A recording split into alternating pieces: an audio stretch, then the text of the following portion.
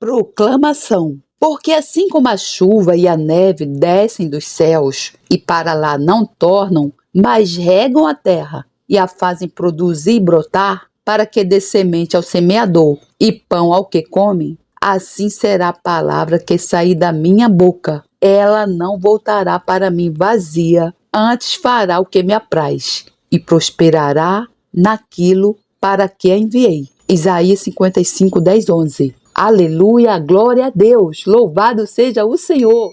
Audiolivro O Remédio de Deus para a Rejeição, de Derek Prince.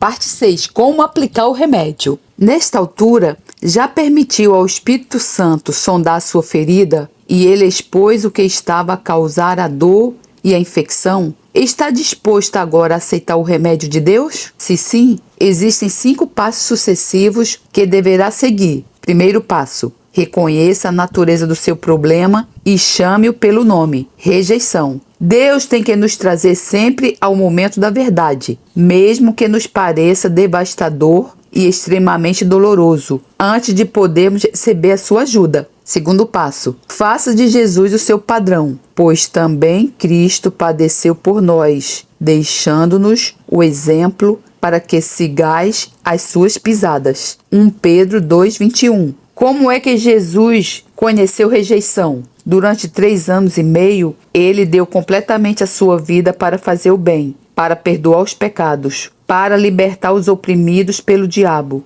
para curar enfermidades. No fim desse tempo, o governador romano deu opção de escolha ao próprio povo de Jesus, os judeus. Ele estava disposto a libertar o Jesus de Nazaré ou um criminoso chamado Barrabás, que era acusado de insurreição política e assassínio. Perante uma das mais espantosas e trágicas decisões de toda a história da humanidade, o povo rejeitou Jesus e escolheu Barrabás. Então a multidão gritou: fora com Jesus! Crucifiquem-no! Crucifiquem-no! Não o queremos! Queremos Barrabás, o rebelde e assassino. Em resposta, Jesus orou por aqueles que o tinham crucificado. Pai, perdoa-lhes, porque não sabem o que fazem. Lucas 22:34. O segundo passo é então perdoar. E isto não é fácil de fazer. De fato, por si só, você é incapaz de o fazer. No entanto, não está só. Ao ter chegado até aqui, o Espírito Santo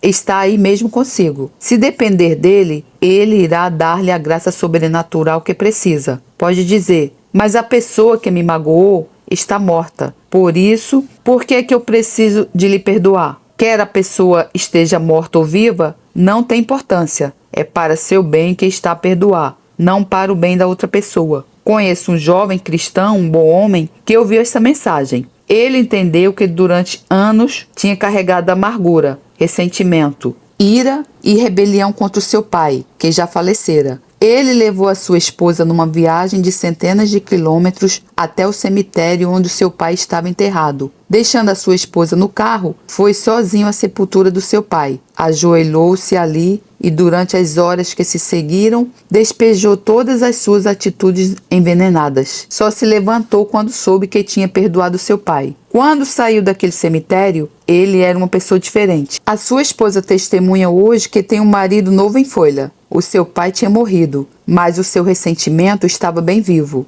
Há algo muito importante no relacionamento entre pais e filhos. Em especial, os jovens têm que se lembrar disto. Dos 10 mandamentos, o único que tem uma promessa diretamente relacionada com o mesmo é o seguinte: honra teu pai e tua mãe, como o Senhor teu Deus te ordenou, para que se prolongue os teus dias e para que te vá bem na terra que te deu o Senhor teu Deus. Deuteronômio 5,16. Pode estar certo disto: se não honrar os seus pais, a sua vida nunca irá bem. Mas se o fizer, Deus irá favorecê-lo com uma longa e abençoada vida. Ver Efésios 6, 2, 3. Pode dizer: a minha mãe era uma prostituta, o meu pai um alcoólico. Espero que os honre? Sim, espero. Não como prostituta, não como alcoólico, mas como sua mãe e como seu pai. É um requisito de Deus. Quando eu era novo, convertido e batizado no Espírito Santo, Pensava que sabia muito mais que os meus pais. Mark Twain brincou com isso uma vez quando voltou para casa. Após ter passado alguns anos fora, ficou surpreendido com o quanto seus pais tinham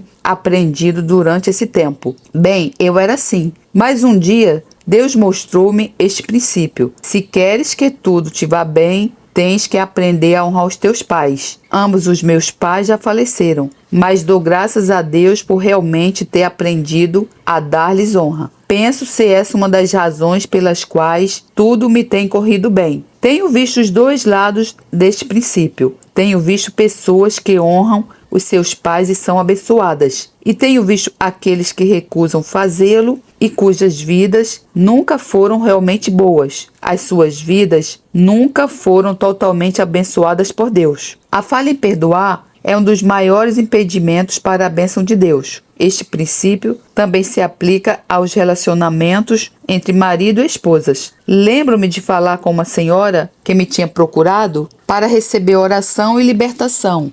Eu disse-lhe: vai ter que perdoar o teu marido.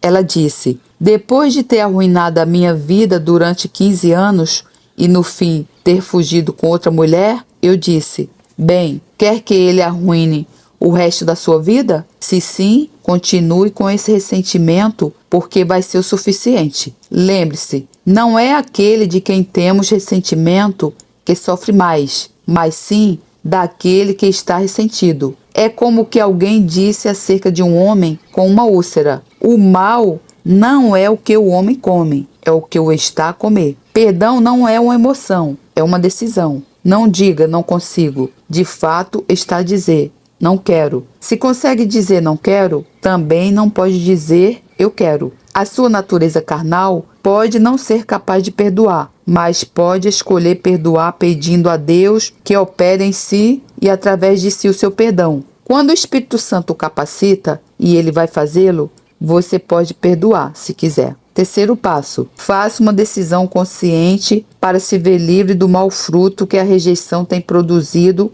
na sua vida, tal como amargura, ressentimento, ódio e rebelião. Lembre-se daquele jovem no cemitério. Essas coisas são como veneno. Se as alimentar no seu coração, irão envenenar toda a sua vida. Irão causar problemas emocionais profundos e muito provavelmente também problemas físicos. Diga com uma decisão da sua vontade: eu renuncio à amargura, ressentimento, ódio e rebelião. Os conselheiros dizem aos alcoólicos recuperados: ressentimento é um luxo que já não pode ter. Isto é verdade para todos nós. Ninguém pode suportar o ressentimento. É demasiado caro. Quarto passo: neste passo, você apenas necessita de receber e acreditar naquilo que Deus já fez por si. Deus nos fez agradáveis a si no amado. Efésios 1:6. Quando vem a Deus através de Jesus, você descobre que já é aceite. Deus não tem filhos secundários. Ele não o tolera apenas. Ele ama-o. Está interessado em si. Ele preocupa-se consigo. Veja estas palavras maravilhosas em Efésios. Deus nos elegeu nele, Jesus, antes da fundação do mundo, para que fôssemos santos e irrepreensíveis diante dele em amor, e nos predestinou para filhos de adoção por Jesus Cristo, para si mesmo, segundo o beneplácito da sua vontade, para louvor e glória da sua graça, pela qual nos fez agradáveis a si no amado. Efésios 1:4-6. O propósito de Deus para a eternidade era tornar-nos seus filhos, o que ele cumpriu através da morte de Jesus por nós na cruz. A única coisa que precisa de fazer é acreditar que Deus quer que você seja seu filho. Quando vem a Deus através de Jesus, ele já o aceitou. Quinto passo: aceite-se a si mesmo. Por vezes, este é o passo mais difícil de todos. Eu digo aos cristãos: nunca se menosprezem a vós mesmos. Nunca se critiquem. Não foram vocês que se fizeram a vocês mesmos. Deus é que vos criou. Em Efésios 2:10 lemos: somos feitura sua. A palavra grega traduzida aqui como feitura é poema, da qual deriva a palavra inglesa poema. O seu significado sugere uma obra artística. Somos as obras-primas de Deus. Aleluia! Somos as obras-primas de Deus. De tudo que Deus criou, Ele dedicou-nos a maior parte do seu tempo e atenção. O mais espantoso é que ele escolheu o seu material de uma sucata. Você pode estar a olhar para trás para um registro de falhas e falsas partidas, um casamento falhado, filhos que seguiram maus caminhos, desastre financeiro. Pode rotular-se a si mesmo como falhado, mas Deus chama-lhe meu filho, minha filha. Pode aceitar-se a si mesmo porque Deus o aceitou. Quando você vem a Deus em Jesus, torna-se uma nova criação. Quando você vem a Deus em Jesus, torna-se uma nova criação. Assim, se alguém está em Cristo, nova criatura é. As coisas velhas já passaram, eis que tudo se fez novo. E tudo isto provém de Deus, que nos reconciliou consigo mesmo por Jesus Cristo. 2 Coríntios 5, 17 a 18. Não pode avaliar-se a si mesmo com base na forma como vivia antes de vir a Jesus, porque desde então tornou-se uma nova criatura. Agora, o seu único e verdadeiro padrão de autoavaliação é aquilo que Deus diz acerca de quem se tem tornado em Cristo. À medida que vai declarando quem você é em Cristo, de acordo com a palavra de Deus, irá começar a não fazer caso da velha e negativa conversa sobre si mesmo e aprender a aceitar. Seguiu estes 5 passos? Se sim, chegou a altura de reivindicar sua libertação e fazer uma oração que irá selar aquilo que aprendeu sobre a aceitação de Deus por si. Pode simplesmente orar nas suas próprias palavras, mas se não está certo daquilo que deve dizer, aqui está uma oração como padrão, que pode seguir. Senhor Jesus Cristo, eu creio que Tu és o Filho de Deus e o único caminho para Ele. Morreste na cruz pelos meus pecados e ressuscitaste dos mortos. Eu arrependo-me de todos os meus pecados e perdoo a todos tal como Deus me perdoa. Perdoo todos aqueles que me rejeitaram e me magoaram e falharam em dar-me amor, Senhor, e confio que Tu vais me perdoar. Eu acredito, Senhor, que Tu me aceitas, agora mesmo, pelo que Tu fizeste por mim na cruz. Eu sou aceite, sou grandemente favorecido, sou salvo do Teu cuidado especial. Tu realmente amas-me, Tu queres-me. O Teu Pai é o meu Pai. O céu é o meu lar. Sou um membro da família de Deus, a melhor família do universo. Sou aceite. Obrigado, obrigada. Mais uma coisa, Senhor, eu aceito-me como Tu me fizeste. Sou uma obra Tua e agradeço-Te pelo que fizeste. Acredito que começaste em mim uma boa obra e que a vais completar até o fim da minha vida. Agora, Senhor, eu proclamo a minha libertação de qualquer espírito maligno das trevas que tomou vantagem devido às minhas feridas. Eu liberto o meu espírito para me regozijar em Ti, no Teu nome precioso. Amém. Este é o momento de ser liberto de qualquer espírito maligno que eu tenha atormentado. Se sente alguma força a lutar contra a oração que acabou de fazer, isso é um espírito maligno. Muito possivelmente vai formar-se uma palavra na sua mente: rejeição, ressentimento, autopiedade, ódio, morte ou outros nomes semelhantes. Isso é o Espírito Santo revelando-lhe a identidade do seu inimigo. Renuncie-lhe pelo nome do Senhor Jesus e depois liberte. Não importa a forma como se manifeste, tem que o expulsar. Respire fundo, soluce ou grite, mas faça-o sair. Este é o momento pelo qual tem esperado. Não se preocupe agora com a sua dignidade. Aceite toda a ajuda que o Espírito Santo lhe quer dar. Ao experimentar a libertação, comece a louvar a Deus em voz alta. Senhor, eu te agradeço. Senhor, eu te louvo. Senhor, eu amo-te. Obrigado pela libertação. Obrigado por me libertares. Obrigado por tudo que tens feito por mim. Agradecer a Deus sela a sua libertação.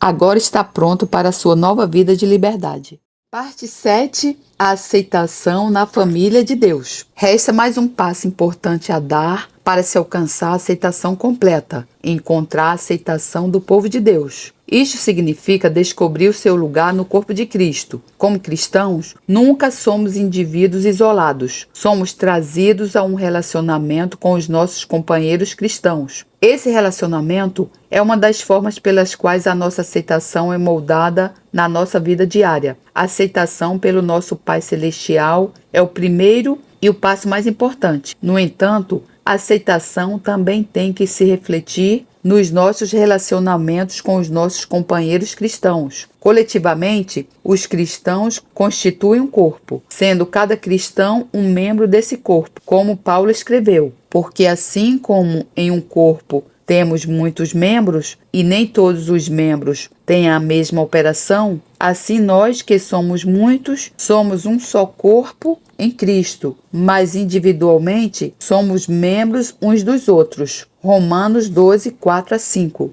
Uma vez que somos membros de um corpo e cada um de nós pertence a todos os outros, nunca podemos encontrar satisfação total, paz ou aceitação à parte dos outros membros. Porque também o corpo não é um só membro, mas muitos. Se o pé disser, porque não sou mão, não sou do corpo, não será por isso do corpo? E se a orelha disser, porque não sou olho, não sou do corpo, não será por isso do corpo? 1 Coríntios 12, 14 a 16. Você faz parte do corpo. Pode ser um pé, uma mão, um ouvido ou um olho. No entanto, está incompleto sem o resto do corpo. E o resto do corpo está incompleto sem si. Por isso, é tão importante encontrar o seu lugar no corpo. O olho não pode dizer à mão, não tenho necessidade de ti, nem ainda a cabeça aos pés, não tenho necessidade de vós. Antes, os membros do corpo, que parecem ser os mais fracos, são necessários. E os que reputamos serem menos honrosos no corpo, a esses honramos muito mais. E aos que em nós são menos decorosos, damos muito mais honra. 1 Coríntios 12, 21 a 23. Assim sendo, nenhum de nós pode dizer ao nosso irmão crente, não preciso de ti. Todos precisamos uns dos outros. Deus criou o corpo de forma que todos os membros sejam interdependentes. Nenhum deles pode ser eficaz funcionando sozinho.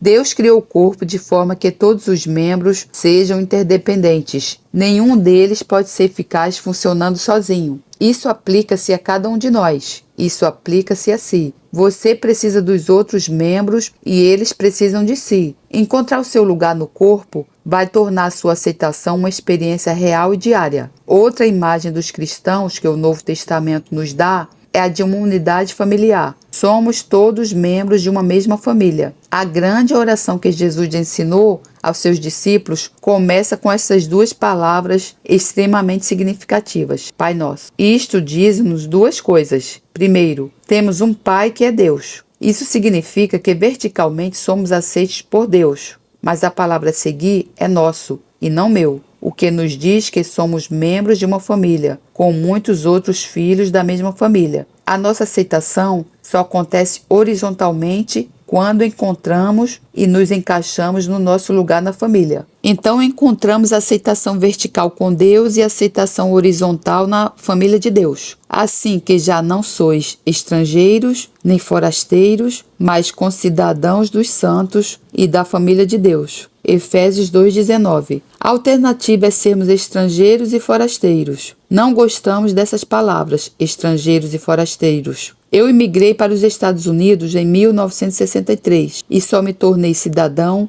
em 1970. Durante 7 anos fui um forasteiro neste país. A maioria das pessoas que se tornam cidadãos à nascença não tem ideia do que é ser um forasteiro. No princípio de cada ano, tinha que preencher um documento para o Departamento da Justiça, informando-os do local da minha residência. Eles tinham que saber onde me encontrar caso tivessem perguntas para me fazer, ou caso me quisessem deportar. Também não podia votar nas eleições. Se eu saísse do país, ao regressar, tinha que permanecer numa fila diferente das dos cidadãos americanos para verificação do passaporte. Depois, junto com o meu passaporte, tinha que apresentar um pequeno cartão verde, declarando que era residente estrangeiro. Existem distinções e diferenças entre cidadãos e estrangeiros. De fato, você não pertence enquanto forasteiro. No entanto, Deus diz: já não és mais forasteiro. Tu pertences, estás inserido, fazes parte da família. No entanto, isto apenas se torna real para si quando encontrar o seu lugar na família. O salmista escreveu: Deus faz que o solitário viva em família. Salmo 68, 6a. Você está só? Há milhões de pessoas que estão. não se aperceberam que Deus providencia famílias para os solitários. Ele liberta aqueles que estão presos em grilhões, mas os rebeldes habitam em terra seca. Salmo 68, 6b. O propósito de Deus é inseri-lo numa família. Ao fazê-lo, ele quebra os grilhões que o amarram e traze-o para a felicidade. Somente aqueles que recusam a liderança de Deus têm que habitar numa terra seca. Possivelmente, está a pensar como é que poderia fazer parte da família de Deus. Pode juntar-se a grupos com muitos nomes diferentes: igreja, comunhão, missão e por aí adiante. O nome não é importante, mas nem sempre é fácil encontrar o tipo de grupo que o vai fazer sentir-se totalmente aceite. No meu livro Um Casamento de Aliança, fiz uma lista de 9 perguntas que cada pessoa que procura um desses grupos deve fazer antes de se integrar. 1. Honram e exaltam o Senhor Jesus Cristo? 2. Respeitam a autoridade das Escrituras? 3. Dão lugar ao mover do Espírito Santo? 4. Têm uma atitude amável e acolhedora? 5. Procuram exercitar sua fé diariamente de uma forma prática? 6. Constroem relacionamentos interpessoais entre eles que vão além da mera participação em reuniões? 7. Providenciam o cuidado pastoral que englobe as suas necessidades? 8. Estão abertos para o relacionamento com outros grupos cristãos? 9. Sente-se à vontade em casa no meio deles? Se a resposta a todas ou a maioria dessas perguntas for afirmativa, está a aproximar-se. No entanto, continue a buscar Deus até receber a direção definitiva dele. Mas lembre-se que provavelmente não irá encontrar o grupo perfeito. Agora conhece a forma de escapar da sua solidão e do sentimento de estar fora. Faça parte de um organismo vivo, um corpo. Encontre o seu lugar e função e irá experimentar satisfação. No fim do livro Um Casamento de Aliança, sugiro uma oração para ser feita por quem procura o seu lugar entre o povo de Deus, a qual incluo aqui. Se ela expressa a forma como se sente, leia e ponha nas suas próprias palavras. Assim, ela será a sua própria oração. Pai Celestial, tenho estado só e incompleto e reconheço, anseio habitar na tua casa. Salmo 84, 4. Fazer parte de uma família espiritual de crentes comprometidos. Se existem quaisquer barreiras em mim, peço-te que as removas. Guia-me a um grupo onde este meu desejo possa ser satisfeito e ajuda-me a fazer com eles o compromisso necessário. No nome do Senhor Jesus. Amém. Se fez esta oração com sinceridade, prometo-lhe que algo vai acontecer na sua vida. Deus vai mover-se. Ele vai dar-lhe nova direção e novos relacionamentos. Ele irá abrir novas portas para si. Ele irá tirá-lo dessa terra seca e fazer de si um novo membro da sua família e uma parte do seu corpo. Parte 8. O fluir do amor divino. Numa breve revisão de toda a informação que já cobrimos, aprendemos que muitas pessoas sofrem de feridas espirituais de rejeição, traição e vergonha. Algumas causas específicas incluem negligência por parte dos pais, divórcio, humilhação pública e abuso infantil. Jesus providenciou cura para os nossos espíritos feridos, através de uma série de trocas realizadas na cruz. Ele foi rejeitado por Deus e pelo homem para que pudéssemos ser aceites por Deus e pela família de Deus. Ele experimentou vergonha para que pudéssemos partilhar da sua glória. Ele passou pela morte para que pudéssemos receber a sua vida. Reconhecer o que Jesus fez pode ser suficiente para trazer libertação a alguns. Outros poderão ter que dar mais alguns passos. Estes são: 1. Deixar o Espírito Santo ajudá-lo a identificar como ou onde tem sido ferido pela rejeição. 2. Perdoar as pessoas que o magoaram. 3. Largar os frutos destrutivos da rejeição, tais como ressentimento, amargura, ódio e rebelião. 4. Aceitar que Deus o aceita em Cristo. 5. Aceitar-se a si mesmo. O resultado principal da rejeição é a incapacidade de receber e de comunicar amor a outros. É por isso que a rejeição é um dos maiores impedimentos para o amor divino.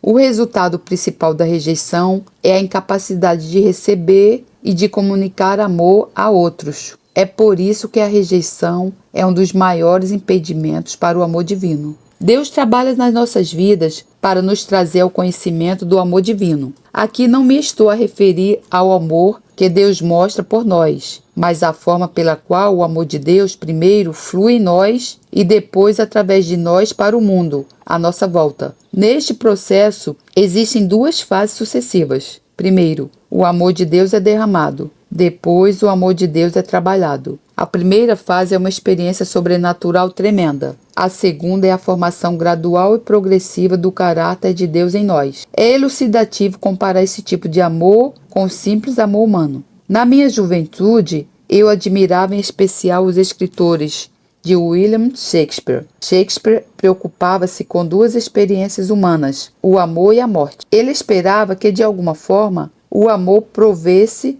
um escape para a morte. Nos seus sonetos, apareceu alguém que veio a ser conhecida como a Dama de Negro. Aparentemente, ela era o objeto da paixão de Shakespeare, mas não correspondendo na totalidade. Num dos seus sonetos, ele tentou convencê-la que, embora ela pudesse envelhecer, o seu amor, através da sua poesia, torná-la imortal. Que és um dia de verão, amor, não sei se diga. Tens mais suavidade e tens mais formosura. Em maio, o vento agreste frágeis botões fustiga, e o prazo de um verão bem pouco tempo dura. Às vezes, abraçante do céu, brilha a pupila, e quantas no seu ouro a escuridão avança. Às vezes, da beleza todo belo vacila, quer seja por acaso ou natural mudança. Mas teu perene verão, amor, nunca feneça, nem perca a formosura que só a ti pertence,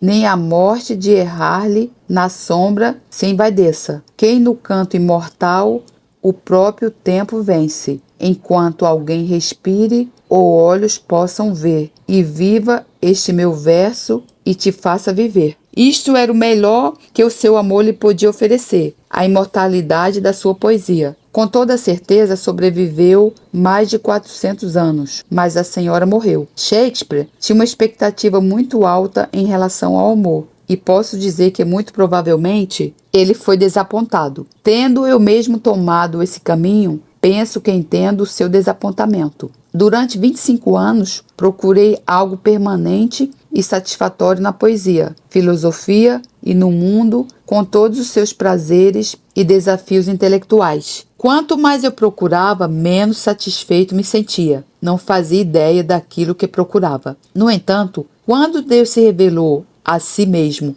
a mim, e me batizou no seu espírito, eu soube imediatamente que era isso que eu procurava durante todo esse tempo. Eu assisti a reuniões de igrejas durante 20 anos, mas nunca ninguém me tinha falado sobre aquilo. Deus derramou sobre o meu coração um amor transbordante, que finalmente me satisfez completamente. Agora, vamos ver o que acontece quando amamos as pessoas com a versão do amor de Deus. Não a de Shakespeare, mas a de Deus. Em Romanos, lemos essa declaração tremenda. E a esperança não traz confusão, porquanto o amor de Deus está derramado dos nossos corações pelo Espírito Santo que nos foi dado. Romanos 5:5. A esperança ou o amor nunca traz confusão quando está fixa em Deus, porque o amor de Deus foi derramado em nossos corações, a totalidade do amor de Deus. Deus não retém nada. Ele apenas vira o balde ao contrário e derrama tudo quanto nos dá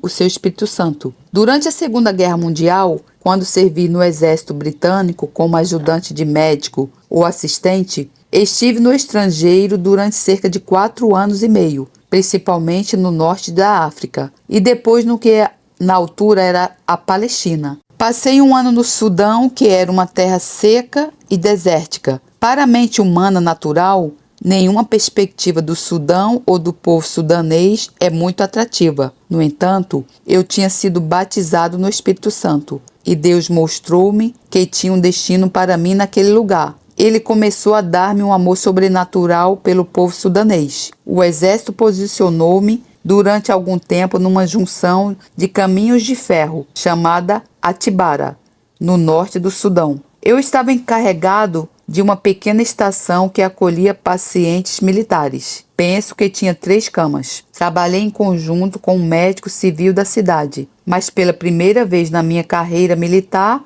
eu era o meu próprio patrão. Também pela minha primeira vez, tinha uma cama para dormir. Adicionalmente, entre o equipamento reunido nessa estação de acolhimento, encontravam-se várias camisas de noite, brancas e compridas. Naquela altura, eu tinha passado cerca de 3 anos a dormir só com a minha roupa interior. E estava farto disso. Então, aproveitei a oportunidade, vesti uma camisa de noite e dormi numa cama. Uma noite, quando estava deitado na minha cama, o Espírito de Deus veio sobre mim enquanto eu intercedia em oração pelo povo do Sudão. A oração não tinha nada a ver com os meus sentimentos por eles, mas não conseguia dormir. Era movido por uma urgência interior que eu sabia ser o mover do Espírito Santo. Dei por mim a orar com um amor sobrenatural muito acima do nível daquilo que eu alguma vez poderia alcançar pela minha própria razão ou emoções. À meio da noite, levantei-me e comecei a andar pelo quarto. De repente, apercebi-me que a minha camisa de noite estava a brilhar.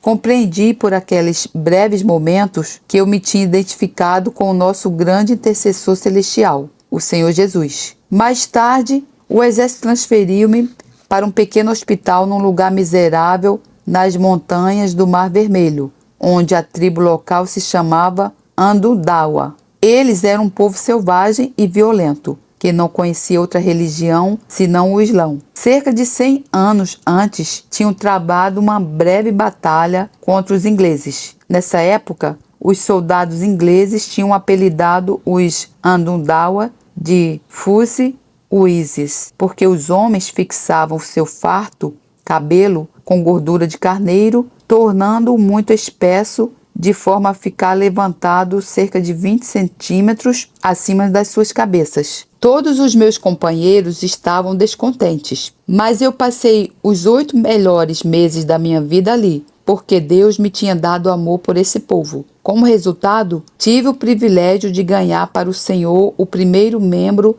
da tribo Anduawa, que nunca tinha professado fé em Cristo. Quando parti, foi com o coração despedaçado por ter de me despedir daquele homem e daquele lugar. Naquela época, no Sudão, experimentei uma pequena porção do amor de Deus derramado por aquele povo. No entanto, mais tarde entendi que era necessário completar isto através do amor de Deus desenvolvido no meu caráter. Cerca de 1 ano mais tarde, na Palestina, quando conheci a minha primeira esposa Lídia e vi as meninas de quem ela tomava conta, o Senhor mais uma vez encheu meu coração do seu maravilhoso amor. Naquela época, nem eu ou a Lídia tínhamos quaisquer pensamentos em relação a casamento, mas acabamos por casar. Mais uma vez, Deus tinha derramado no meu coração o seu amor sobrenatural, mas ainda assim não me tornou a pessoa que eu deveria ser. Muitas vezes eu era egoísta, irritadiço,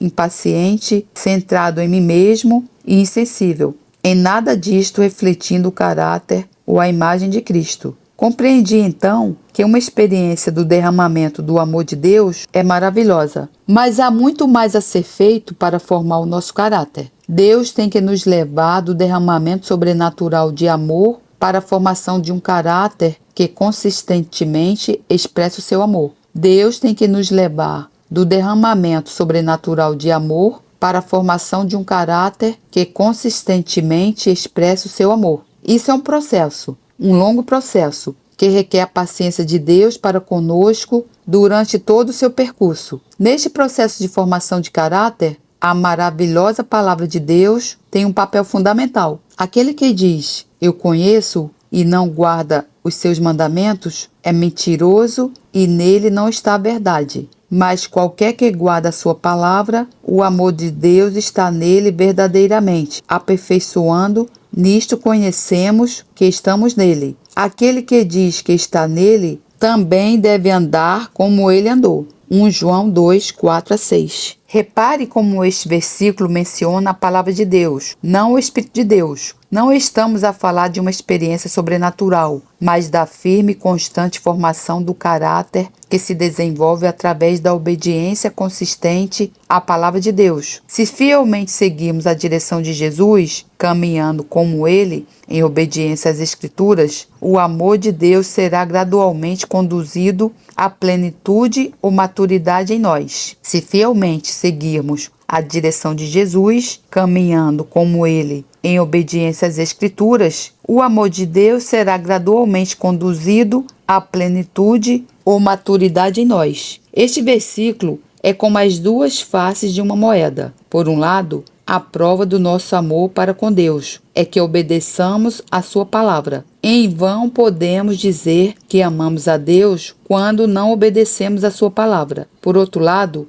ao obedecermos a sua palavra, Deus trabalha o seu amor nos nossos caracteres. Estes dois aspectos não podem ser separados, pois formam um todo. O processo da formação de caráter tem 7 fases sucessivas, segundo o apóstolo Pedro. E vós também, pondo nisto mesmo toda a diligência, acrescentai à vossa fé a virtude, e a virtude a ciência, e a ciência a temperança, e a temperança paciência, e a paciência piedade, e a piedade amor fraternal, e ao amor fraternal caridade. 2 Pedro 1, 5-7. Começamos pelo fundamento, pondo nisto mesmo toda a diligência, acrescentai à vossa fé a virtude. O ponto de partida a partir do qual Deus começa tudo é a fé. Não existe outro lugar por onde começar. Mas depois de Deus nos ter dado fé, tem de haver um processo de desenvolvimento de caráter. Depois de Deus nos ter dado fé, tem de haver um processo de desenvolvimento de caráter. Vamos seguir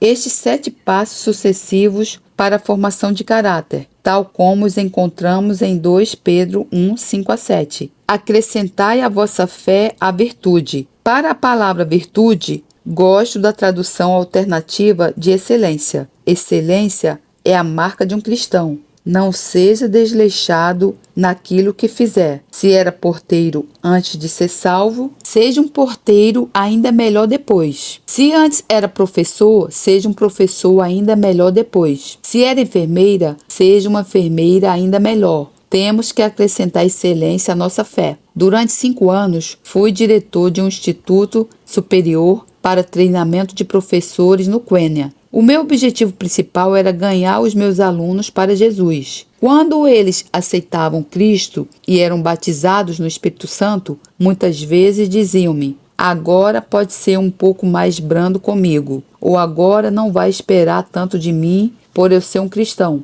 Eu respondia: pelo contrário, agora espero muito mais de vocês. Se conseguiam ser professores sem Cristo e sem o batismo, devem ser 2 vezes melhores professores quando têm Jesus e o batismo. Vou esperar mais, não menos. Deus honrou meu compromisso com a excelência. No 3º ano em que estive encarregado daquele instituto, a classe graduada era composta por 57 homens e mulheres bem treinados. Nos exames finais, todos os alunos passaram em todas as disciplinas. Um representante do Departamento de Educação do governo do Quênia, que era responsável pelo treinamento de professores, esteve presente. Ele felicitou-me pessoalmente e disse: em todos os nossos registros, nunca tivemos resultados assim. Foi porque eu segui o mandamento de excelência dado nas Escrituras. Os resultados dos nossos exames causaram maior impressão nas autoridades seculares do que qualquer declaração doutrinal que pudéssemos ter feito. Cristianismo não é desculpa para sermos desleixados. De fato, o cristão desleixado está a negar sua fé. E a virtude, a ciência. Em primeiro lugar, isto significa o conhecimento da vontade de Deus e o conhecimento da sua palavra. O conhecimento secular é, por vezes, muito importante de se adquirir, especialmente no desenvolvimento das tarefas necessárias na sua vocação. Mas mais importante ainda é conhecer qual a vontade de Deus para a sua vida em cada circunstância, que pode ser descoberta estudando atentamente a sua palavra. E a ciência, acrescentai temperança. Existe um ponto para além do qual não conseguirá avançar no desenvolvimento do seu caráter se não aprender a controlar-se a si mesmo, as suas emoções, as suas palavras, os seus apetites e todas as coisas que o motivam. A temperança. Acrescentai paciência. Fique firme. Mais uma vez, existe um ponto para além do qual nunca irá avançar se não aprender a perseverar. Caso contrário, cada vez que estiver prestes a atingir o nível seguinte de desenvolvimento, acabará por desistir. A paciência acrescentai piedade. A piedade ou santidade é desenvolvida ao permitir que o Espírito Santo controle o seu temperamento e todos os aspectos do seu ser. A piedade acrescentai amor fraternal. Isto torna-se o nosso testemunho corporativo para o mundo. Jesus disse: "E por isto conhecerão que sois meus discípulos, se vos amardes uns aos outros." João 13:35. Ao amor fraternal acrescentai amor, caridade, divino, amor ágape. Este é o tipo de amor ideal, perfeito, consumado, que Deus tem por nós. Começa quando o Espírito Santo derrama o amor de Deus nos nossos corações. No entanto, culmina no desenvolvimento do nosso caráter. A diferença entre amor fraternal e amor divino é que no amor fraternal amamos o nosso irmão cristão que nos ama.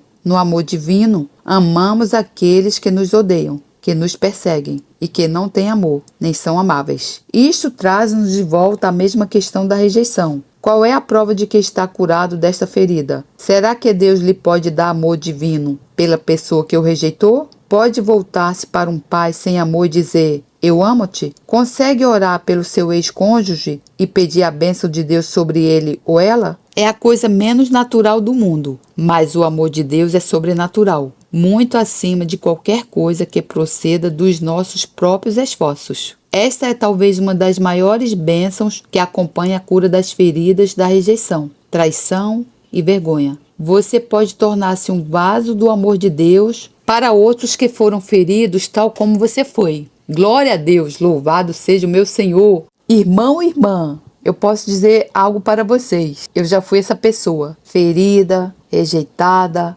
maltratada, ressentida, mas hoje Jesus me curou. Está me curando, porque é um processo, né? São muitas feridas, são muitas cicatrizes. Irmão, eu tenho um apelo para fazer, irmão, para você. Não deixe que o diabo, irmão, destrua a sua vida, destrua a sua família, seu futuro, por causa dessas feridas, irmão, de rejeição. Encontre-se com Jesus Cristo. Ele é o nosso curador. Ele é o nosso libertador. Ele tomou todas as dores. Ele levou todas as nossas feridas, irmão. Encontre-se com Jesus Cristo, irmão, e seja curado. Aleluia, glória a Deus.